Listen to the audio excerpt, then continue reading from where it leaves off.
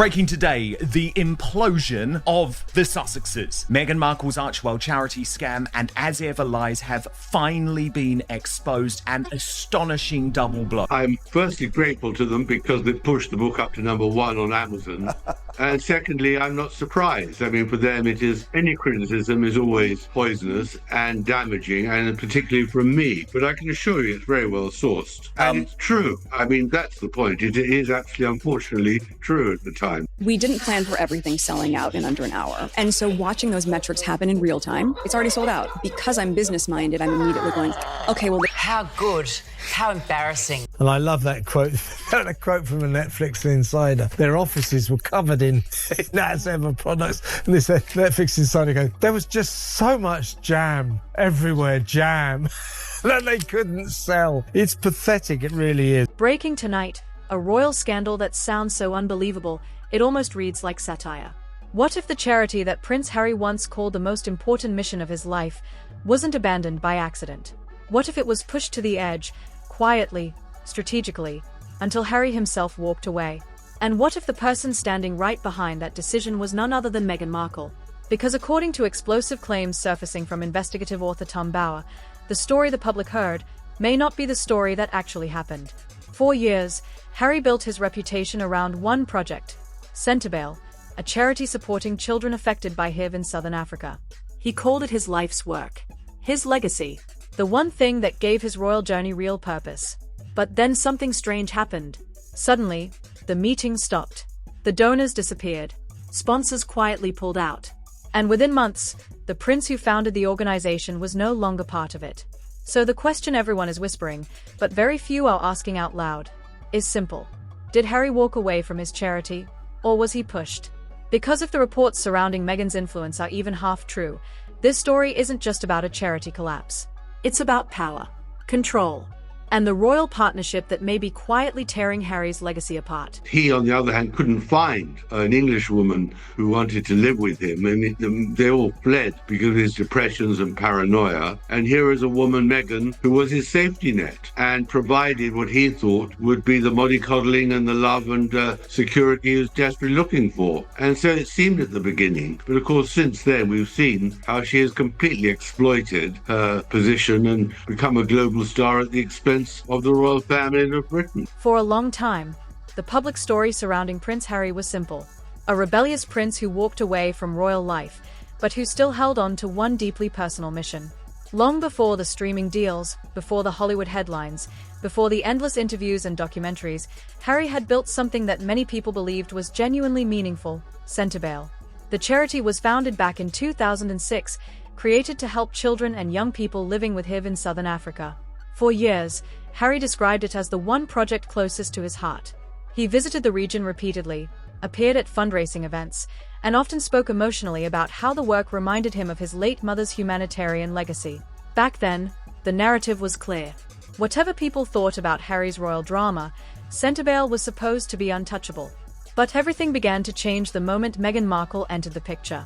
At first, the relationship between Harry and Meghan looked like a modern royal fairy tale. Sussexes only will talk to people who repeat their own narrative. Yes. And who they can control. So the idea that you could get the truth from the Sussexes is contradictory. A prince meets an American actress, falls in love quickly, and decides to challenge centuries of royal tradition. Supporters praise the couple as bold reformers. Critics, however, were far less enthusiastic. Inside palace circles, whispers reportedly started almost immediately. According to claims later explored by investigative writer Tom Bauer, several royal aides privately worried that Meghan wasn't interested in adapting to royal duty. She was interested in something very different. Influence, brand power, global celebrity. And if those whispers were accurate, then the collision between Harry's traditional charity work and Meghan's new Hollywood-style ambitions was probably inevitable. Because while Harry's charity focused on long-term humanitarian work in Africa, Meghan's public image was quickly shifting toward media deals, celebrity partnerships, and lifestyle branding. Interviews, documentaries, podcasts, suddenly the couple's focus seemed to be less about quiet philanthropy and more about controlling their own narrative. She decided she didn't want to be a real princess because to be a real princess involves duty and responsibility, caring about other people. And so she just wanted to be a pretend princess in Hollywood. So she split her husband off from his royal family and then inked a $1 zillion deal with a bunch of media companies, and then all her projects flopped. And that's when people inside the charity allegedly started noticing something strange. One former donor, speaking anonymously to reporters, later claimed that the atmosphere around Harry had changed dramatically. He used to be completely engaged, the source allegedly said. He knew the programs, the staff, the mission. But after a while, he seemed distracted, like something else had his attention. By 2022, behind closed doors, there were already signs of tension. Meetings between Harry and the charity's leadership reportedly became less frequent. Communication slowed down, and several longtime supporters quietly began asking the same uncomfortable question: was the prince still truly committed? Then came the moment that turned quiet whispers into a full-blown controversy. According to claims referenced in Tom Bower's reporting, a tense internal meeting reportedly took place between Harry and members of the charity's leadership team. Catastrophically bad things are going for Harry and Meghan. Archewell is essentially done. Any aspect of their charity has essentially collapsed completely, and it's been revealed for what it really always was, which is a publicity stunt. It wasn't a public event. There were no cameras, no press statements, no carefully prepared royal speeches. Just a closed-door conversation that, according to people who later described it, quickly turned heated. One alleged participant claimed the atmosphere in the room shifted the moment Harry raised concerns about the organization's public messaging. He reportedly suggested that the charity's communication strategy needed to evolve: faster social media campaigns, stronger branding, more attention to global visibility. In other words, less quiet charity work and more modern media strategy. Not everyone agreed. One staff member allegedly pushed back, warning that turning a humanitarian organization into a personal brand platform could damage its credibility with donors. Obviously, they were expecting a lot more money to come in, and it hasn't. In fact, I think a whole bunch of money is flowing out, and very little is flowing back into Harry and Meghan. That's when the meeting reportedly took a dramatic turn. According to a leaked message that circulated online shortly afterward, Harry appeared frustrated and defensive. One anonymous attendee later claimed the prince referenced the pressure he was facing from outside influences. Influences that some people in the room believed pointed directly toward Meghan. Soon after that meeting, speculation began exploding across social media. A screenshot that allegedly came from an internal staff chat started circulating online. The message, posted by someone claiming to work with the charity, read, "Everything is changing. The priorities are shifting, and it feels like the mission is getting lost in the process." The post spread quickly. Within hours, online forums were filled with theories. Was Harry being pulled away from the charity that defined his humanitarian image? Was the organization struggling with internal conflict? Or was something even bigger happening behind the scenes? At first, most people dismissed the rumors as typical internet gossip. But then another detail surfaced. Several donors who had supported the charity for years quietly stepped back from major funding commitments. No official explanation. They were completely and utterly willing to throw aside the people they were supposed to help. And now we have the situation where it's just artifice. It's just there for show. No public announcement. Just silence. And in the world of international charities, silence can sometimes say more than any headline. Because behind closed doors, the situation around Harry's once beloved project was becoming increasingly unstable. And the most shocking twist of all was still coming. Because according to sources cited later in Tom Bower's investigation, the next conversation about the future of the charity wouldn't just involve board members or donors. It would involve Meghan.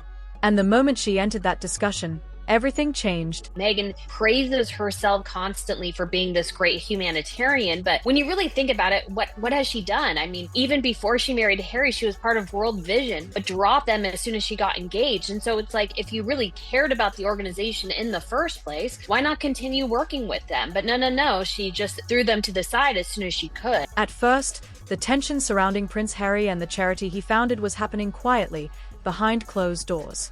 No headlines. No royal statements, just whispers circulating among donors, staff members, and a few well-connected journalists who had started noticing something strange. But then the story took a turn that nobody expected, because suddenly, the drama wasn't just internal anymore. It exploded onto the internet. Late one evening, a thread appeared on X, formerly known as Twitter, posted by an account claiming to have contacts inside Centerville. At first, it looked like just another gossip post. Social media is full of those. But this thread was different. It didn't just make vague accusations. It included alleged details, screenshots, claims of internal disagreements, and one explosive line that immediately caught everyone's attention. The post read, "People think Harry left the charity on his own terms. That's not what happened." The pressure behind the scenes was enormous. Within minutes, the post started gaining traction. Hundreds of reposts, then thousands. By morning, the thread had crossed into the hundreds of thousands of views, with people arguing, speculating, and trying to figure out what exactly was going on. Some users blamed the royal family. She's claiming she sold $36 million worth of jam alone. If she had done, Kinsey, let me tell you, Netflix would still be with her. They would still be backing her to the hilt. She was making that kind of money. Prince Harry and Meghan Markle will still get paid millions of dollars for doing absolutely nothing. And that's just by Netflix. Why are we still here? Just to suffer? Others blamed Harry himself. But one theory began spreading faster than all the others. That the real influence behind the decision might have been Meghan Markle. Soon, the internet was in full meltdown mode. One viral tweet that circulated widely read, "Harry built that charity years before he met Meghan. Now suddenly he's gone from it completely? Something about that timeline feels off." Another post pushed the theory even further. Every project Harry was involved in before the marriage has slowly disappeared. Look at the pattern. Within hours, hashtags connected to the controversy were trending. Fans of the couple rushed to defend them, arguing that critics were inventing drama where none existed. But critics pushed back even harder, pointing to the growing number of reports questioning the stability of the charity. And then the media jumped in. Major entertainment outlets began covering the controversy, referencing comments made by investigative writer Tom Bauer, whose reporting had already stirred debate about the couple's business ventures and public image. One television commentator described the situation bluntly during a live segment. Everything she touches turns to shit. And I think every sort of creative person behind her or deep pocket behind her knows it's an extraordinary risk. She's too toxic to touch. If the claims circulating online are accurate, this isn't just a charity leadership change. This would mean the prince walked away from the one humanitarian project that defined his public reputation. That statement alone triggered another wave of reactions online. Some people expressed disbelief. Others said the story made perfect sense. But the controversy didn't stop there.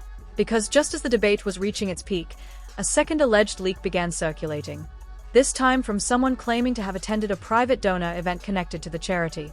According to the Post, several longtime supporters had quietly raised concerns about the organization's direction during a recent meeting.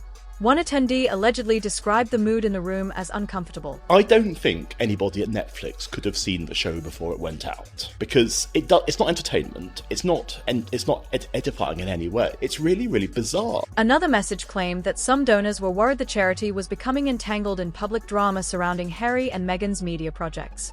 One anonymous comment from that alleged meeting quickly went viral. "We support the mission, not the headlines." That sentence alone ignited a fresh storm across social media. Some users interpreted it as a subtle criticism of the couple's growing celebrity lifestyle. Others argued it was proof that critics were exaggerating the situation. Even a few celebrities and public commentators began weighing in. One well-known television host posted sarcastically, "So let me get this straight.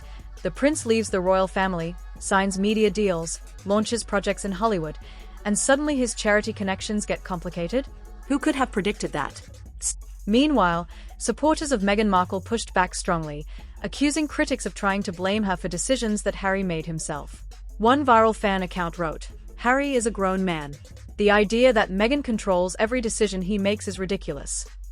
But the back-and-forth arguments only made the controversy grow louder. Because the more people debated the story, the more journalists began digging for answers. And the deeper they looked, the more complicated the situation seemed to become.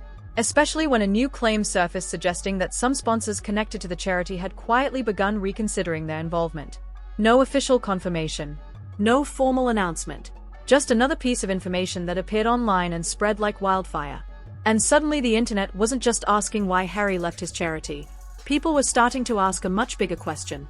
If donors were stepping back. If internal tensions had really been building for months.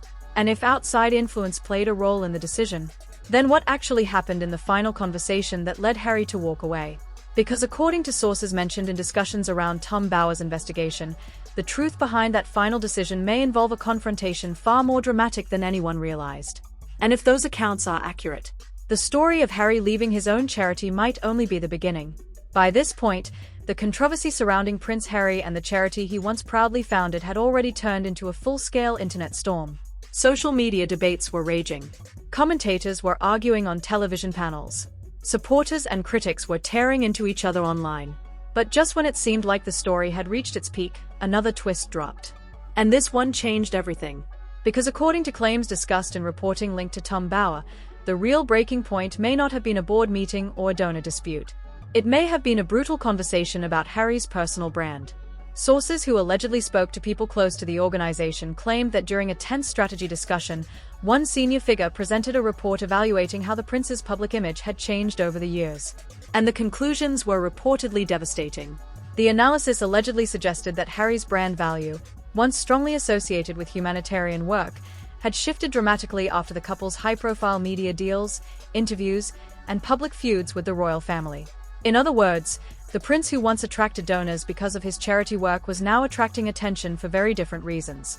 One alleged insider summarized the situation in a line that quickly started circulating online. Organizations don't survive on headlines. They survive on trust. According to accounts surrounding the meeting, the conversation quickly became uncomfortable. Some people in the room reportedly argued that the charity needed to distance itself from ongoing controversies to protect its mission. Others believed Harry's involvement was still essential. But then another claim surfaced that made the situation even more explosive. One person allegedly suggested that potential corporate sponsors in the United States were hesitant to associate themselves with the organization, not because of the charity itself, but because of the non-stop media drama surrounding Meghan Markle and Harry's public life. If that claim was true, it meant something extraordinary. The very celebrity status that once elevated Harry's profile could now be complicating the work he once cared about most. And according to several interpretations of Tom Bower's reporting, that moment may have been the point where everything unraveled.